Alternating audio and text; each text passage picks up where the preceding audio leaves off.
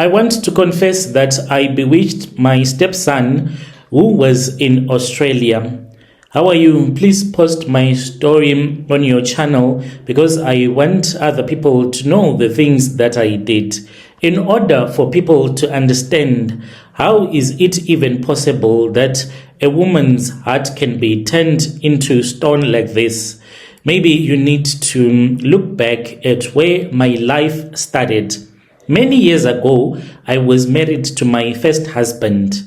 That union, it did not even last long. Due to endless domestic issues, my marriage, it crumbled completely and it left me as a bitter single woman. I spent 5 long years alone, hustling to raise my only biological son, and he was my whole world. And when I gave birth to my son, whom I'll call Peter, he was the center of my universe and my only hope for a good future. After those 5 years of loneliness, God seemed to smile upon my life. I met a wonderful, hard-working man whom I'll call John. John was a professional motor mechanic who ran a busy garage in Harare, and he had been divorced by his wife years back.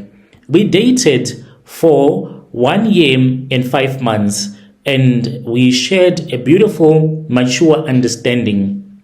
John loved me genuinely. He eventually came to my family home and he paid the bride price. And our relatives, they celebrated our union with so much joy and happiness.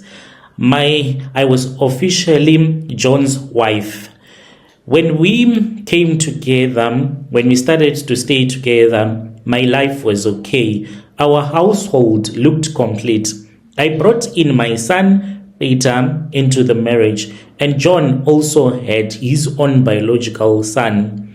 So the two boys, they were the same age, and my husband's son, he was the elder one, leading my son just by 2 years. Because of their close age gap, they went to the same schools and even did their A-level studies at around the same time. Initially, we all lived in perfect harmony. John and I, we operated a very transparent household. We would sit down together to budget, to discuss our plans for the future, and treated both of our boys equally. But as the boys grew older, I saw that there was a difference in the way that he treated them because he brought his son much closer to him. And I won't blame him because his son was naturally a mature boy than my own. He never had that teenage issues of being rebellious. It was as if he knew and he understood what his role in the family was. He would tell me if something was wrong, and he would never lie to me, but not my son. He was acting like a spoiled brat, and he was someone that was really brilliant at school. He was always going to these school debates. He was an absolute star. Like I was told by one prophetess on the bus, she looked at both of my sons and looked at my stepson and said, "Never let this son of yours be prayed by someone who has unclean hands." I said, "How am I going to know that a prophet or a prophetess like you has unclean hands?" And then she said, "Your son is already gifted with so much wealth. No one should ever lay his hand on his head. Otherwise, people are going to steal his gift." My biological son, on the other hand, he was a lost soul. He was someone that was reckless in a careless manner. He had zero ambition, zero focus, and no care whatsoever about what his future would look like. He hated studying, always hanging around, smoking, and he just started to bring very negative attitude into the house. After they had both completed their A levels, I could see that these two, they were living in different worlds. My stepson, he was someone that was busy. He would spend his days visiting internet cafes, researching admissions at international universities across the world because his lifelong dream was to become a medical doctor. He was someone that was driven and focused. But as for my son, my Peter, he did not even bother about it, always with the wrong crowd in the neighborhood. He would befriend notorious ghetto boys who introduced him to different types of drugs like your crystal meth. That was when I thought that my life was over. I never knew that my son was going to be taking crystal meth. As for my stepson, he was the very first person in the house to notice that his young brother was now a drug addict because he cared. He came straight to me in private and he sat me down in the kitchen and he said, "Mama, you need to look at Peter closely. My young brother is now smoking crystal meth with the boys in the street." Instead of listening to the boys' warning, my pride as a mother, blinded by the love of a protective mother, I became defensive and I started to insult my stepson. I said, "You are jealous of your brother. You are just fabricating lies so that your father can hate him." And he never said anything back at me. But it was the truth that I had been told by my stepson. My own son would come to me and ask me for money. I knew where my son would be taking this money to go and buy drugs. But I will just give him the money because I just wanted my son to feel loved, to feel okay. Because my son would always ask me, "Mommy, where is my real dad?" And whenever he would ask me such a question, ever since he was still a young boy, I would just say to him, "Here, take this money, go and buy whatever that you want." This is what I used to do to my son when he was still growing up. So even when he was now old and he's busy smoking these drugs, he knew how to manipulate me because I never wanted to show him his real dad. So my intentions were for him to never know the real dad. So I would always give him money and say, "Go and buy whatever that you want." I would give him my money and he would go and buy his drugs. My money started to disappear from my handbags and I would not even say anything. When my husband would have his money stolen, I would cover up and lie and say that there is a friend of mine whom I gave your money. "I'm really sorry. I did not tell you in advance." I started to play a dangerous game, covering up for my own son. There were times when I would even blame thieves for entering. It started to make things bad for me because my husband eventually found out that I was lying and I was covering for my own son. Whenever my husband would go to work, when I was left with my son, I would break into tears. I would try to make my son to see me crying. But what I did not know was that a drug addict does not care about the tears of his or her own mother.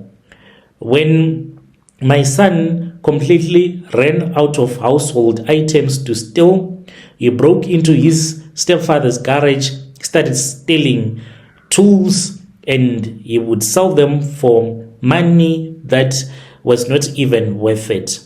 So eventually, my stepson, he then left for Australia, leaving me with that drug addict of a son. When he left, my husband, he started to mock my son. I did not like the way that he would mock my son because whenever my son maybe would have been caught stealing wherever he would have gone to, then he would start to say that he's such a bad person to be around. I wish that He was like my son. Right now, they could be together.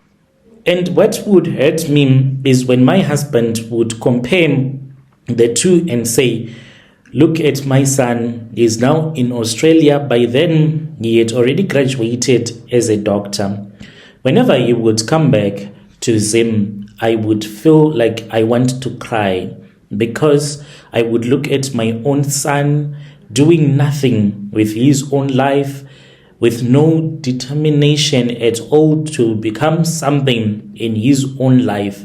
I would even try to ask him, this is your stepdad. If it happens that he dies today, do you think that you're going to own any of his properties? You need to start your own life, to have your own family, but you can't negotiate with a drug addict. So all these years, I really did not care about what my husband would say whenever he would have his things missing. I'll just say, do not worry. If there are your things that my son has stolen, I am going to return them back to you. So there was this other time when we had a big fight after my husband had gone to print out the certificates that his son had there in Australia after graduating. So he had them hanged in our bedroom. I was like, you have the nerves to bring them into the bedroom. They're supposed to be maybe in the lounge area. What are they doing in my bedroom? They are not supposed to be in my bedroom because he is not my son. And when I said that he's not my son, then we started to fight. We were screaming at each other. And they said, no, take them out. He refused and he said, you can take them out and you can show me that my son is not your son. So when he was at work, I removed them because when I was looking at them, they kept on reminding me of my failures as a mother, because my stepson, whom I raised with my own hands, a doctor now, yet my own son, who was supposed to be with him there in Australia, is now a drug addict who steals money from me. I started to ask for people that could assist me. I still remembered that story that happened when my stepson was still young, that prophetess that told me that you should never allow anyone that deals with the spirit, with the things of the spirit, to touch his hands, especially someone that has unclean hands. They can mess up his destiny. He was blessed from birth. I went to this other Sangoma. When I went to him, I told him that I want the gift that is on my stepson to be transferred, and then it can be placed on my son. And I told her the story that happened when I was on the bus. She said that she was going to create a charm that she was going to make, and this charm, it was going to work if only she could place her hands on my stepson's forehead and rub those charms that would rob him of the gift that he was given by his creator. So my stepson then came to Zim during the Xmas holidays. When he came, I then said to him, my son, but I did it in secret. I did not want my husband to know. My son, look at your little brother, the way that he's acting up. I have been told that there is this other traditional healer. He can assist me. I knew that my stepson, even though he does not like to go to traditional healers, but he will eventually agree as someone that is very respectful. And I was going to take that advantage. Even though he is a Christian, he was going to agree to accompany me, because he will say that if I refuse, then it means that I do not love my mother the way that I am supposed to love him. I manipulated him and I said, I know that you are worried since we are all Christians. And I said to him, I was a Christian before you became a Christian. Remember that when you were baptized, I was the one that was holding you. So do not worry. God has told me that I can go to a Sangoma. If I go to a Sangoma, there is nothing that is going to happen. He has given me the authority to go to this Sangoma so that your little brother can be okay. So my stepson, he was happy about this, and he said, let us go. His father going as well. And he said, no, your father is not supposed to know about this because he does not understand these things. He will never allow me to visit a Sangoma. We went to a Sangoma. The Sangoma had already prepared.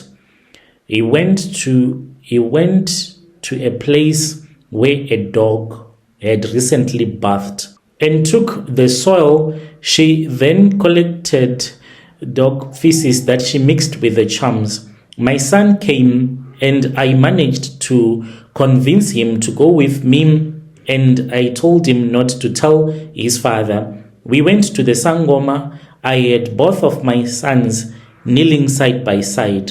In another hand, the Sangoma had transferring charms to transfer the good spirit from my stepson into my son. And then on the other hand, she had the charms that were going to steal the good luck.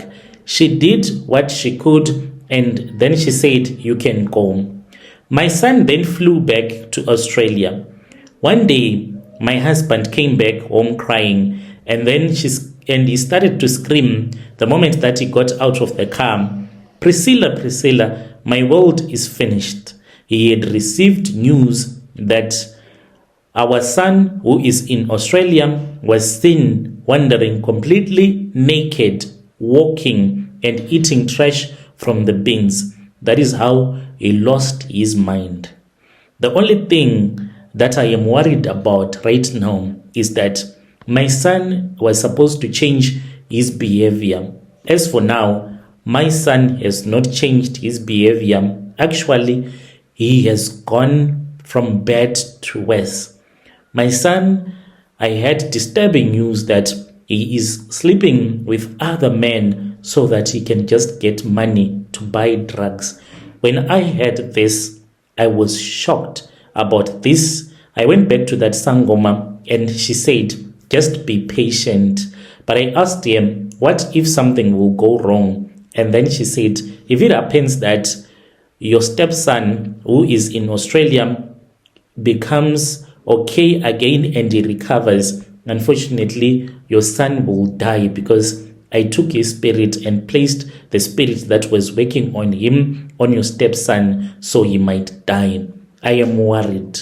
I am praying each and every day for my son to stop whatever that he is doing and to start acting like a normal boy. But at the same time, I feel bad because I keep on praying for my stepson who is in Australia to keep on running mad.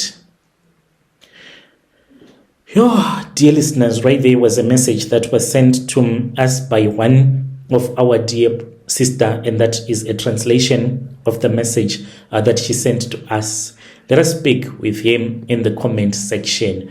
You have such a wicked heart, oh dear sister. What a wicked heart you do have. Let us speak with in the comment section. Yo, yeah, ne.